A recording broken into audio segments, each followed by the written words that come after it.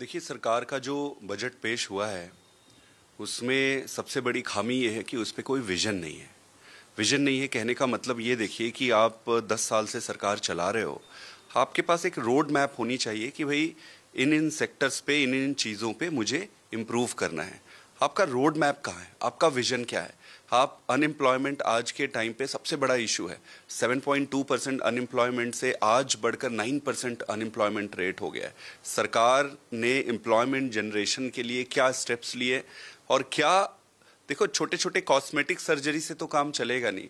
आपने आमूल चूल क्या परिवर्तन किया है उस पर कुछ दिखाई नहीं देता है। आप अगर कॉर्पोरेट प्रॉफिट्स देखेंगे तो कॉर्पोरेट प्रॉफिट आपके सब्सटेंशियली इंक्रीज हुआ है, काफी बढ़ गया है कॉर्पोरेट प्रॉफिट। कॉर्पोरेट प्रॉफिट बढ़ गया है लेकिन एम्प्लॉयमेंट जनरेशन नहीं हो रहा है।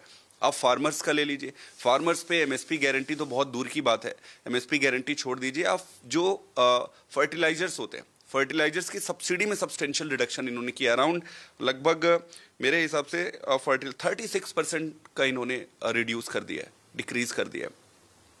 अगर आप फर्टिलाइजर्स पे सब्सिडी कम करेंगे, फर्टिलाइजर्स का कॉस्ट बढ़ेगा, फर्टिलाइजर का कॉस्ट बढ़ेगा तो प्रोडक्शन कॉस्ट बढ़ेगा। तो एक तरफ उसका प्रोडक्शन कॉस्ट जो है वो बढ़ रहा है, दूसरी तरफ आप उसकी जो कमाई है, इनकम है, एमएसपी है, एमएसपी की गारंटी नहीं दे रहे। इसका मतलब आप किसानों से बहुत नफरत करते हैं।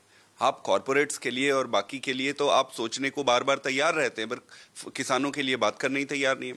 आप ले लीजिए एजुकेशन और हेल्थ में, एजुकेशन में दिल्ली का शेयर अगर आप देखेंगे बजट का तो 25% एजुकेशन पे जाता है दिल्ली में, और नेशनल कितना जाता है? नेशनल लेस देन 2% जो है आपका बजट है वो एजुकेशन पे जाता है। इसका मतलब आपको एजुकेशन से कोई लेना देना नहीं है। आप हेल्थ का ले लो, हेल्थ में दिल्ली में 14-15% बजट जो है दिल्ली का जो टोटल बजट का वो हेल्थ पे जाता है, और नेशनल क्या जाता है? Less than 1%।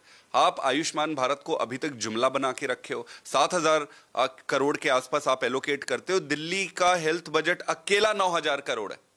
मतलब ना आपको हेल्थ से मतलब है, ना आपको एजुकेशन से मतलब है, ना आपको एम्प्लॉयमेंट से मतलब है, ना ही आपको किसान से मतलब है।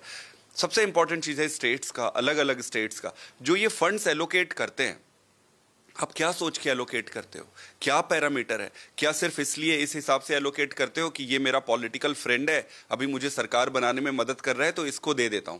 अगर उनको जरूरत थी मान लो फंड्स की, तो आप, ऐसा क्या हुआ कि आज ही गठबंधन होने के बाद आज आप दे रहे हो, पहले आप नहीं दे रहे थे? कहने का मतलब है कि स्टेट्स को फंड्स एलोकेशन के पैरामीटर क्या है? आप कुछ स्टेट्स का भेदभाव करते हो, दिल्ली को आप कभी उसका शेयर पैसा नहीं देते, पंजाब का पैसा रोक के बैठ जाते हो। जो आपके साथ है, कल अगर कोई आपके साथ सरकार में आ जाए तो आप पैसा दे, मतलब ये विजन नहीं दिखाता है, सरकार की मैच्योरिटी नहीं दिखाती है। अभी भी हमें लगता है कि हम बनाना रिपब्लिक जैसे इकट्ठे हो जाते हैं और सरकार बनाते हैं, सरकार को चलाने के लिए जो जहां फंड्स एलोकेशन, ऐसा लगता है कि प्रधानमंत्री जी अपनी सरकार को बचाने के लिए बजट बनाया है, देश के लिए कोई बजट नहीं।